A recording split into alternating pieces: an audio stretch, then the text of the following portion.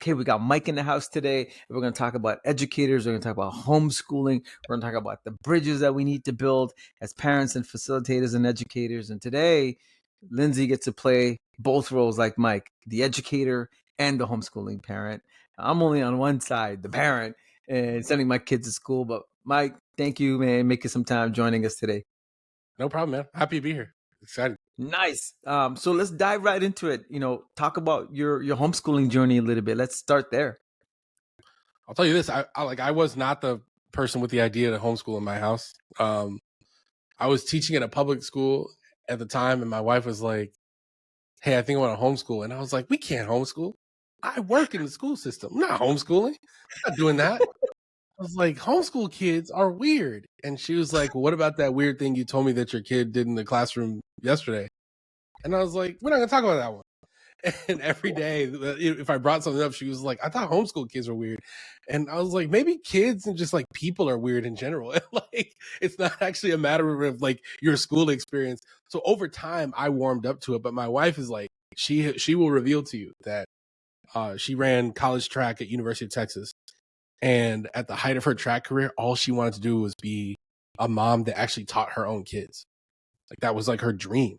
So fortunately, I wanted to like gash the school system in half, and like there needs to be a place for people to gotta know. So we ended up homeschooling after I had several experiences in schools. I fell into the coolest project that I had ever experienced, which is a school that we got to build called Alpha, where we replaced direct instruction with adaptive learning software. And what that did was it cut down the academic portion of the day to 2 hours. And it freed up the rest of the day for us to build projects, workshops, life skills, all of that. And we had this real choice because our kids could have gone to that school for free. And we decided not to. We decided to build our own version of it at home. And we wanted to build it the way we wanted. Like, there were things that we wanted to put into the program, the Bible, like all sorts of stuff, right, that weren't in the school. Like I have all these weird workshops and projects that I create that like aren't right for the rest of the students. They're like cool for my kids. So we decided to build our own homeschool program. We stuck to apps for a long time. And then pretty soon we realized like what are the purpose of Khan Academy is to scale the one-on-one tutor. So we actually deprioritized the learning apps, and my wife just started doing legit one-on-one tutoring. And the academic jumps started to double and triple from that point, because it was no longer like them having to fight with the way that the apps worked and the nuances of the app. It was just like tailored, personalized instruction. She's like, "Look, I only got 4 students. We have 4 kids." And she's like, only 3 of them are really in school right now, because at the time we had a 3-year-old. She's like, he not in school. We just reading him. And I can handle one-on-one with 3. I can handle it with 4. And so that's how we got there, man. Like, now I don't know if you guys can see, like, our homeschool space is right outside of this door. And so like people that I work with get to see my kids building Legos or doing some strange project that I gave them, like just like, or just making up their own game. Like right now, they're just making up some game. So I love it. I love it that way. I love having the camera pointed that way so that people can kind of see life and home and school happening at the same time. We got to look at your spot, Lindsay. Yeah, I got like the yeah, you got the pro setup back there. Like you so organized. So you got into it with a little bit of push from your wife. Yeah. We come from cultures that are used to kids in a school. Mm-hmm. How did you, or did you have to deal with community or close family sort of going, Mike, what are you doing? You know what's crazy? So my mom is a teacher. My wife's mom is a school principal. Like, we come from a family of not just educators, but like public school educators. Mm-hmm. So in the beginning, we thought they would believe that it was temporary.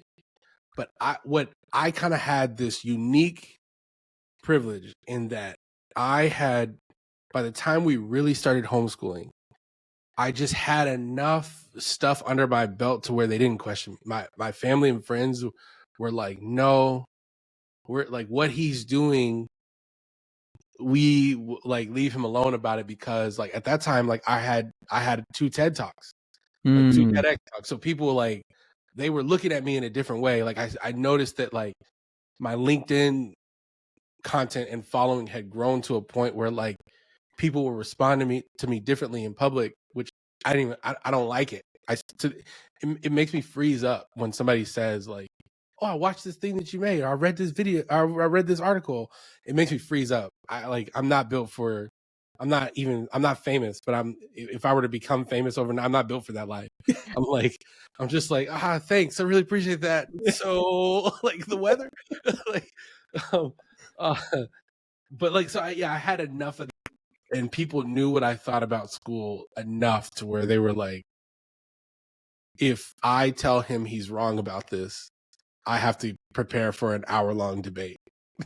So people kind of left me alone for the most part. But there is a stigma around particularly being Black and homeschooling, right? Like that's not something that we do. Yeah. And we actually sort of wear that proudly, is that we're a Black homeschooling family. Where we struggled the most, the place where we experienced the most rejection is actually in the homeschool community. We didn't fit into any of the co-ops because the program that we do is just so different. We're not just pulling out Charlotte Mason, right? Like we're using a collection of project-based learning, which is a very old art, by the way, project-based learning, and we're doing like catechisms.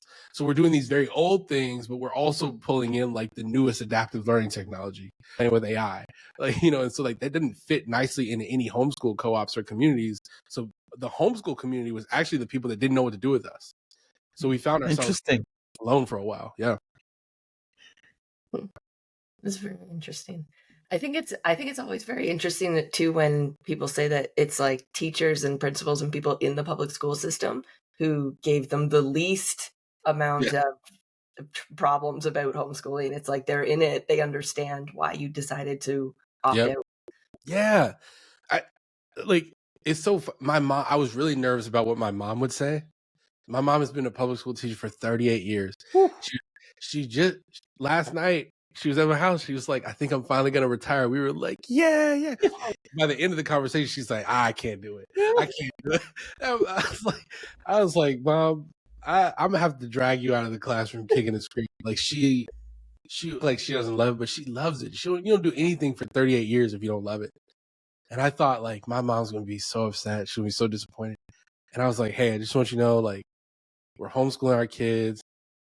And she was like, "Oh, that's so awesome.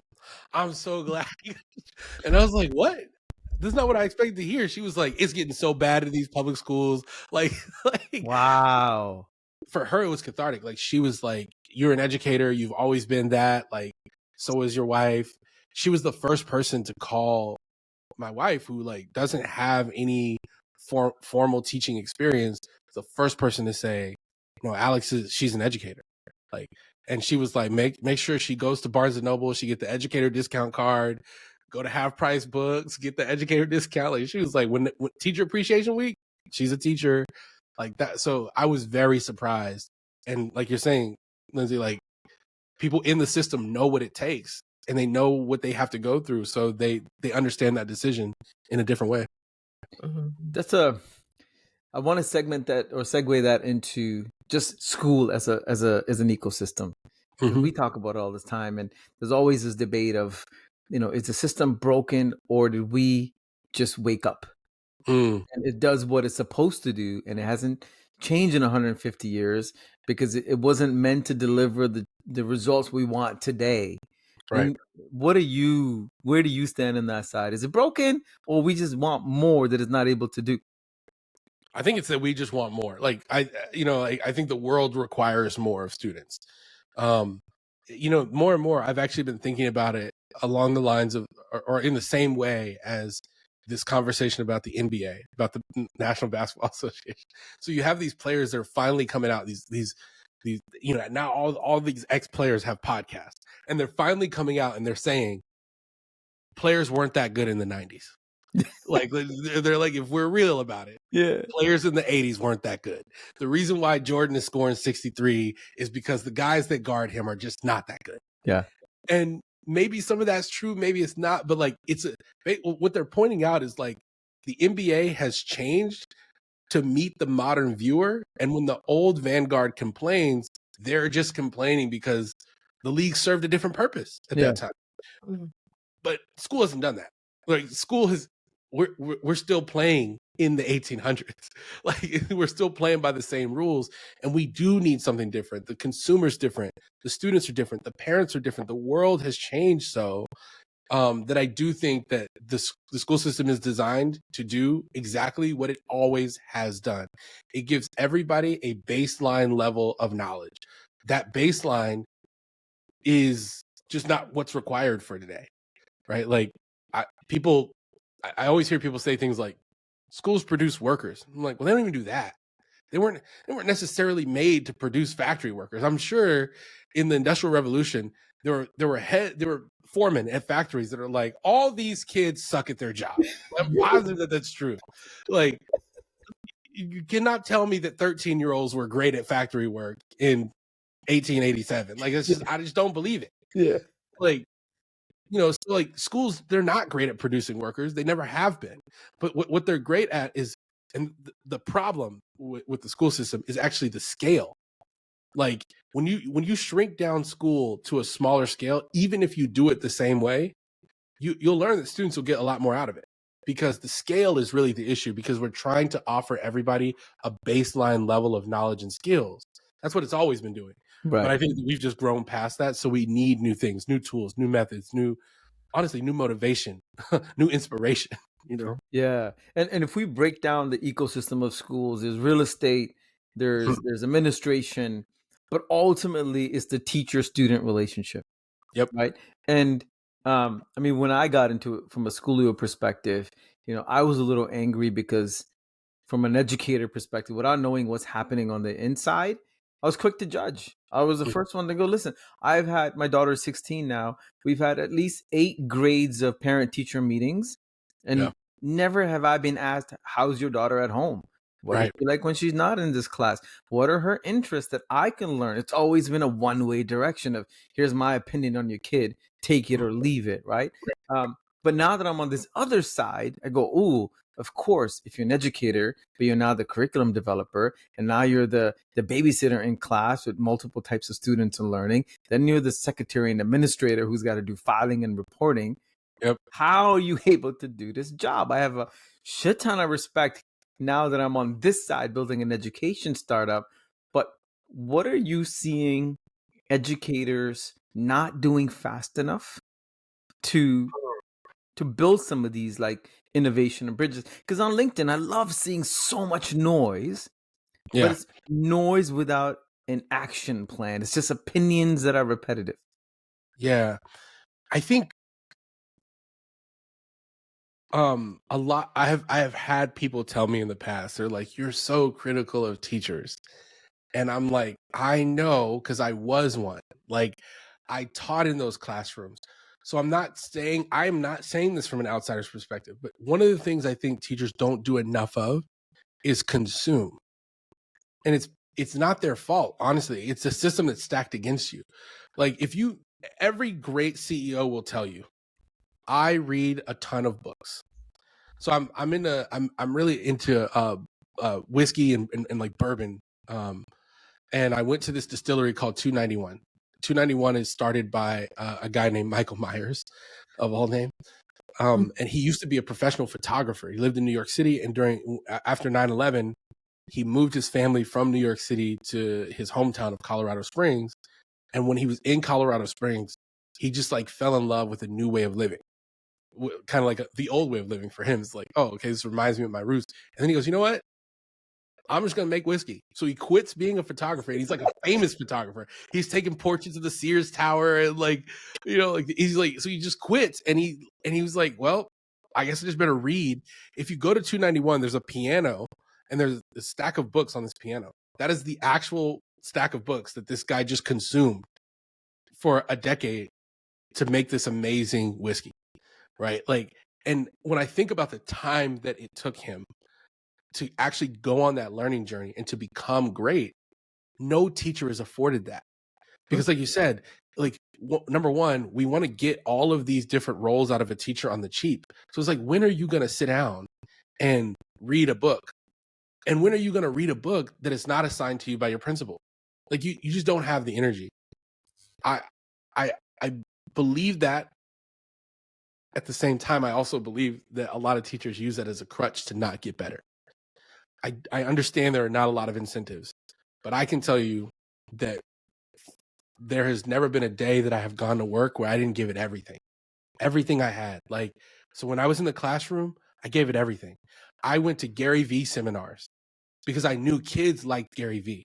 I had a student that was like, "Hey, have you heard of this guy?" And I was like, "No," but I consumed Gary Vee, and that's what I used to create my LinkedIn platform, right? Like, and I did that because a 13-year-old was like, "Yo, you should. Sometimes y'all sound alike. You should listen to him." So I read every book. It turned me into a better teacher, and I realized, like, I exhausted. Like, when my kids went to bed from 10 p.m. to 2 a.m., I was consuming, I was creating, I was growing, but I realized that not every teacher around me was willing to do that. And there are great teachers in the classroom, but there are fewer and fewer of them, because what it takes to be great in this profession today is just so much more than people are willing to give. It's certainly more than you're being compensated for. Like, we can't lie about that. Like, it's more than you're being compensated for. But if you're going to do that job and you're going to be with somebody's child for the majority of that child's day and school year, like, I believe you owe it to that child, their family, society, and yourself. Like, I couldn't look at myself in the mirror if you and I'm telling you, I never taught the same subject twice. I never used a scope and sequence. I built everything from scratch. Every single lesson that any student that one of my former students, it was built for them in that class. Because I was like, I was obsessed with figuring out, like, I know this kid likes dinosaurs. I know this kid likes conspiracy theories. So we're going to do everything in this unit is going to be through the guise of conspiracy theories, because he was checked out. Right. So, like, that's why I had results. So I think that, like, the average teacher today is average, and they don't read enough. They don't consume enough. They don't watch enough, and certainly not enough that comes from outside of education. Well, that's a real soapbox fight. Y'all almost got me. No, I love it, man. I mean, Lindsay, you talked about your experience as an educator and some of the reasons why you checked out, right? I mean, what's interesting is I have somebody from the American ecosystem, but a lot of that resonates in our Canadian ecosystem too. Yeah. Yeah. I mean, I think people don't realize how much outside of the classroom time, like I always say, the classroom time is like the performance, right? That's when you're in front of the audience, the kids. That's where you're performing the lesson. That in your own time at home, you had to write the script and create the props and make all the activities and rehearse it and plan the whole thing, right? So it's like a production, and people will say, like, "Oh, you're only there 9 to 3 and you get the summers off." But it's like, for one, a lot of teachers don't take the summers off. They have to moonlight. And everything that you perform from 9 to 3, you had to create in that, like, 3 till when window, till 6, till 8, till when do you see your kids? When do you have dinner? When do you have family time? And, like, then you say, like, adding on top of that, consuming new material, like from 10 p.m. when your kids go to bed till 2 a.m. I can't stay up till 2 a.m. Not if I'm getting up at 5 to be in the classroom, right? Like, so a lot of people, it's just too much. It's too much on them. Yeah. And by the way, people need to know that, like, teachers may get the summers off, but also they not being paid for that time. No. They're getting paid on the 10-month salary, fam. So don't, like, if you want to make that argument, well, pay us for the summer too. No, it's a lot of eye opening, man, when I'm hearing you guys talk. And now I'm in the ecosystem, and like you said, I'm consuming all this content, trying to understand the new graduate that can't get a job, the substitute teacher that's being spun around, the tenured teacher that doesn't need to do more. I remember when Schoolio first started, just as we're in the depths of pandemic, and the ministry was screaming how there's not enough online solutions. I spoke to somebody in the Ministry of Education. I'm like, I have a product. It's digital. It's not amazing yet, but it'll solve some real problems today. And the guy's like, Satish, 50% of our teachers don't have technology. Almost Wow. 75% of our teachers don't have a home internet account. So we need to provide them infrastructure just to get them online. Wow. And they're refusing it. They're saying we don't have to. So I can't even position you guys as a solution. Yeah. So it's really interesting. But to flip the script a little and talk about homeschooling for a second, it was always there with a bit of a stereotype. I believed in this stereotype until I met Lindsay, and I'm like, okay, thank you for enlightening me. I feel like we've been championing this homeschooling vibe for the last couple of years as a company. All of a sudden, I'm seeing everybody talk about alternative education. Yeah. It's the new buzzword. It's all encompassing. In your opinion, what does this growth look like, feel like? How do you see this trajectory? So I think one thing is that I'll say is homeschooling, number one, has been the most resilient model of schooling that has ever existed. Because this is the only one that has that truly stood the test of time, because it has evolved as people has evolved. Right. And it will when a lot of these alternative schools close their doors, because they are, and they will, homeschooling will still be around. So I like to include it with the alternative schooling label, because I want to some extent, I want to normalize the idea that like homeschooling is a viable option, just like all the others. It's not one that every student has access to, or that every student should take on. Like, there's also this misnomer that like people that homeschool are rich.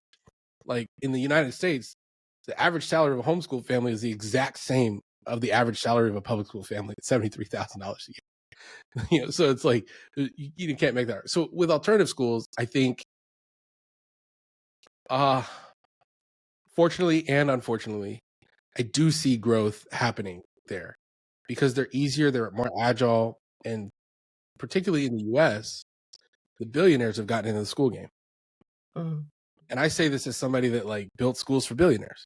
Like the billionaires are in the school game, and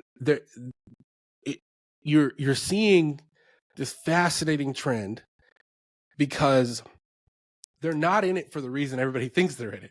Everything else they do, they're in it to make money. But I particularly worked with a billionaire who sunk $65 million in 3 years into a program where we weren't sure if it worked. And he was like, game on for year 5, 6, 7, 8. Like, he's like, let's figure it out. It's like there every day. He's got all these other companies that he could be at, but he's there at the school, sitting next to an 8-year-old, like, hey, what do you think about this app? What do you think about this workshop? Like, so, Bezos Academy is tuition free, right? It's very easy in America. It's very easy there's a subset of people that they hear Jeff Bezos and they go, devil. And I'm like, and I asked them, well, what do you think about his tuition free school that's targeted for low income families? And they're like, that doesn't exist. Like, that is what Bezos Academy is, right? So I think you will see some interesting school options. Still, though, it is hard to fund and maintain alternative schools. They must at some point fit into the schema of a traditional school, because that's what the funding base is. And unless you have a lot of capital to burn, literally money to lose, then you won't see, I don't think you'll see successful alternative options stand the test of time. Even the ones that everybody is touted as like the examples, High Tech High. High Tech High from the outside looks really great, but I know that they're struggling to find teachers. I know that model is starting to break down in places. But what we learned from High Tech High is brilliant. So I think there will be growth and casualties of that growth.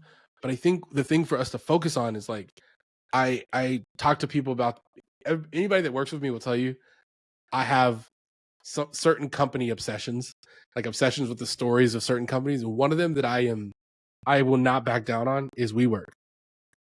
Everyone loves to bash WeWork in public. They love it. While they head to Industrious or whatever cool co-working space they go to. All of those co-working spaces, and if those founders are honest, they owe Adam Neumann, because WeWork created a culture of work that the world hadn't seen yet. Like, all of us that work from home, like, we owe that to Adam Neumann and WeWork, because they forced that to be popular. They created a category in people's mind for like, hey, work doesn't have to happen in your office. Work doesn't have to be stuffy and crazy. Like some of the stuff that they did is a lot of the stuff they did was unhealthy. Adam Newman probably is a maniac, but what they were able to build at that company. I will also say this: I have not met any person on WeWork's senior team that is not crushing it somewhere else. Yeah. Like Dave Fano, who was their chief marketing officer, he was one of the first people to be like, yo, you crazy? I'm out. Like he's built this platform called Teal that is helping people like contextually get jobs. Like they were one of the first people to use AI to not just be like a resume builder, but it's like we're gonna help you like track the applications that you're actually shooting out there, right? So like if you're gonna spray and pray, at least do it like AI. yeah. So I think if we start to evaluate the success of any product, we say look at the beauty that they created, even though they're never going to get credit for it. Like that's how I think about High Tech High. I think High Tech High is going to fail, but I think what they did for the education community is immeasurably important. Clever was acquired by Kahoot, and I'm on record. Clever is one of the most significant ed tech platforms in the history of planet Earth. And I don't just like Dan Carroll, who's one of the founders, is a friend of mine. But the problem that you guys had with like Schoolio in Canada also existed in the United States until 2011, when Clever was like, let me take this one thing off your plate, and that's getting these 30 kids on these platforms. Now, all of a sudden, schools are like, well, we could buy everything. We could buy any. Why not have that? Like, all it takes is one click. And then Clever's like, oh, we'll give you a library. We'll evaluate them for you, right? Like that simple solution that solved the problem Meta needs. So I think if we start thinking of alternative schools like that, they might last longer, right? They might start getting funded, but we can, I think, sustain innovation that way, because just because a product dies away doesn't mean that legacy goes away. Oh, that's a good way to say it, man. Yeah, and as we're talking, the delusional side of me is like, man, this is the narrative that we want Schoolio to fit in one day. That every home could act like a micro school built around a student. We have the platform, the curriculum, the partners, and if the home is the best place for you to learn, then we optimize that ecosystem like never before, right? And if you choose to leave that ecosystem and go to an alternative school, private school, public school, charter school, awesome. But if home base is your starting point, we hope in our delusional world that every one of those homes, there's a Schoolio.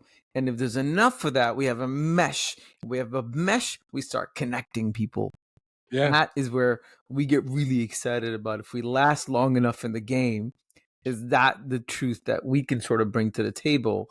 So in that context, as an educator, as a parent, as an influencer in the space, now you're doing some work. The new role, I think it is, the Reinvention Lab at Teach for America. You were at Teach for America first when we met.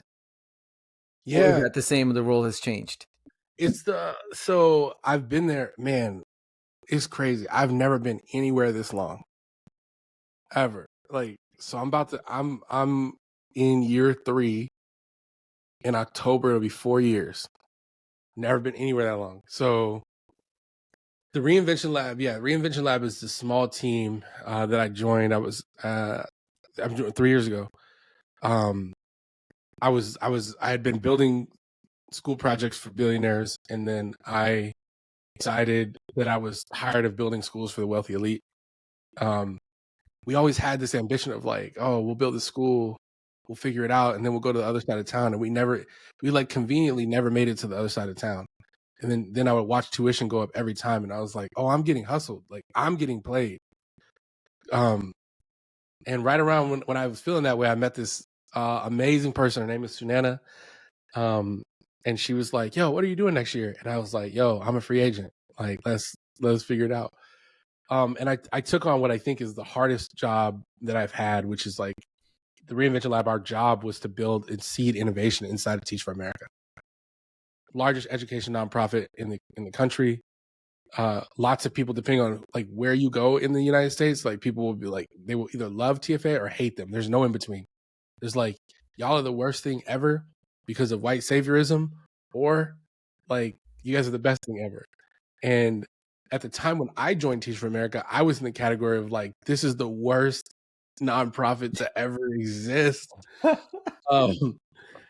And it's, but I have come around in a unique way because, one thing I'll say is like, right now there's a narrative about TFA, like TFA perpetrates white saviorism.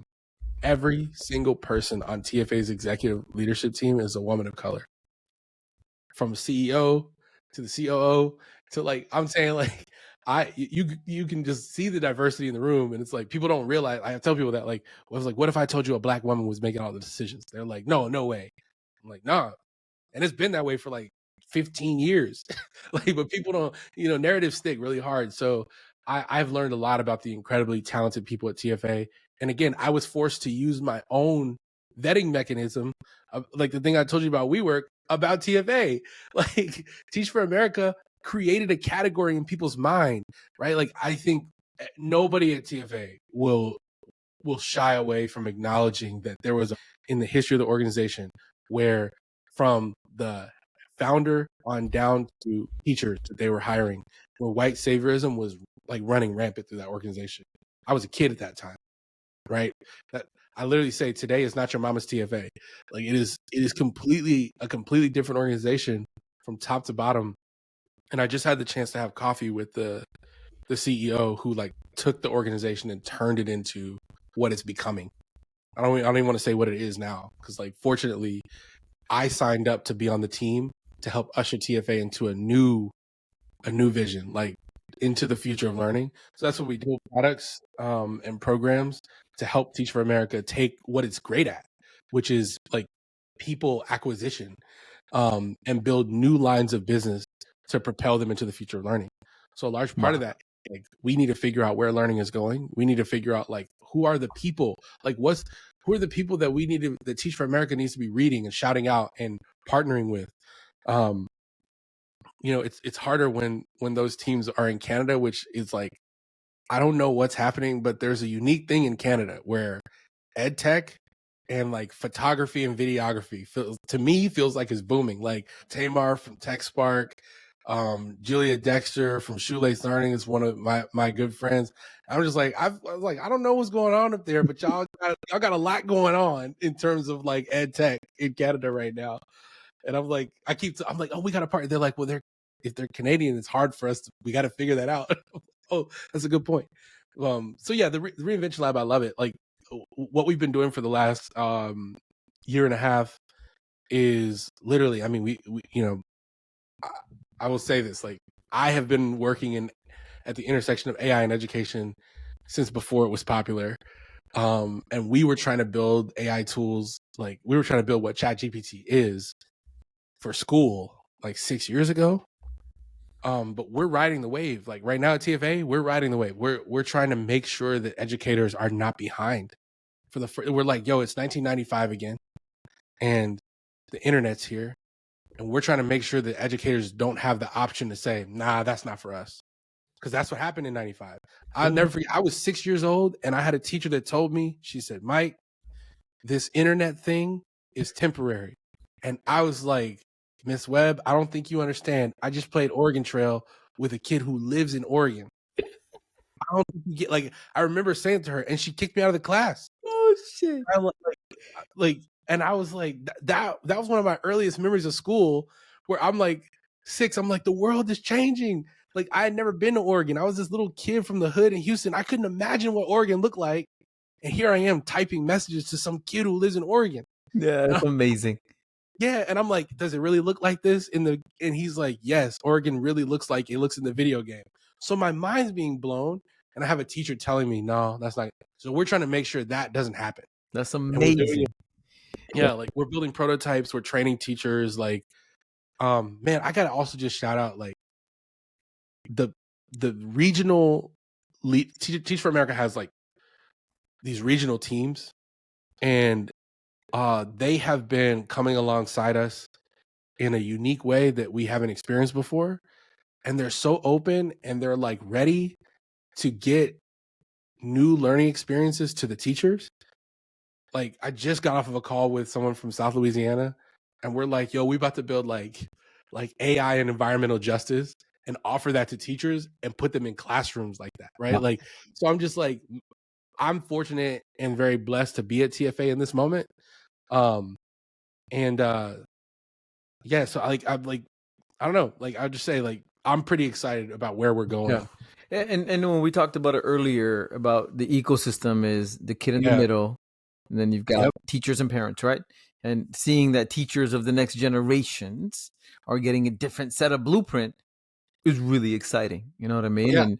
Yeah. And you know, to sort of wrap this session up with the last question, what are the things that as a parent hat and a teacher hat that we could be doing better to build these bridges? It's not one tells the other what to do. It's not one sort of hoping for some. How do teachers and parents truly collaborate beyond the report card and your parent teacher meetings? Yeah. I think one of the things though, it actually could be remixing the parent teacher meeting. Like I think there's some value in using technology to reach parents, but I actually man, I hope this doesn't feel too one-sided, but I think the onus is first on the teacher and then on the parent. And this comes from my philosophy of a person who's used to overextending himself. Like, but as a I was taught by a veteran teacher, go out of your way to build relationships with families, not just the kid, because there are these things that can happen that can be damaging. Like because you spend so much time with that kid, they see you every day. What you don't want to ever do is like from a values perspective or whatever, like you don't want to create a chasm in that household between parent, like you truly want to be in partnership. And a lot of the times parents are like, because they don't understand, because like if you look at the tropes of teachers on television, it's like teachers are there to ruin your kid's life. Like, you know, like, so there's so many images and misunderstandings about what teachers are. That's why I say that it's probably going to have to be on the teacher first, just being real, like overextend yourself. I have seen some really cool examples of this where like this teacher partnered with a coffee brand and invited the parents to like a parent teacher night. The parents came in there and it was just a coffee shop. She's just like, oh, we're just chilling. Like, we're going to play some music. Like, That's awesome. you're like, yeah, they're like, are we going to talk about my kids' grades? And they're like, they're fine. We're chilling. Like, they're doing great. Like, what do you want? And then she did one that was like mixed. I think it's things like that, right? As much as you can physically get in the same space and like truly seek to understand one another. Because I also hear teachers say a lot of awful things about parents. It's like, oh, the parents don't care. Well, have you given them the information that they need to care? Like, you know, like most parents trust teachers, sometimes a little bit too much, but they trust teachers to do the job that they said they're going to do. Right. And so I think that as much as you can like get in the same space physically. And then I think the other thing is like the key thing that you keep saying is that kids are in the middle. If as long as like we have to agree that it's about the kids. There's too many school decisions that get made that are really about adults. Like it's about making us feel comfortable and about making us feel like we're doing our job and like we're experts. And so I think a lot of it is like teachers need to figure out what kind of power they can cede to students in the classroom. Because you'll be surprised that like when a kid feels they're learning, how much more the parent knows about what's going on in school. That's and then amazing. The last thing I would say is I just want both parents and teachers to start borrowing from what's working in other industries. Like if you're a product manager or right, like if you do something really cool in your job, like maybe try running like a product review or like a like a sprint meeting with your kid, right? Like see how that works. Be like, hey, you know, like we're gonna do a retrospective on your week at school. You know, like pull them into your world in a unique way to show them like look, I'm not perfect, I don't have it all figured out, but I care enough to try to figure out a way to be, you know, be in this relationship. So I love that, man. My son is 10. And I found out that if him and I go on to his cricket class that happens every Wednesday night, but I take the long road instead of the quick way, he opens up a shit ton. Just talks. man, And I was like, ooh. And I did it by accident one day. I took the wrong turn, and instead of a 10-minute drive, it ended up being a 25-minute drive. And we just talked so much in that 25. So now I take the wrong route every Wednesday. I love that. That's the only way we're going to have that like one-on-one in the car. But we got to find these little things. And this is where we hope, as we sort of build out this homeschooling ecosystem, we started really as two parents who are entrepreneurs on a mission to just create accessibility, just so that everybody's kids have the same equal baseline, as you said, and then add to it. But now we're like, okay, so much of our parents are also in between school and world in the homeschooling world. How do we support them?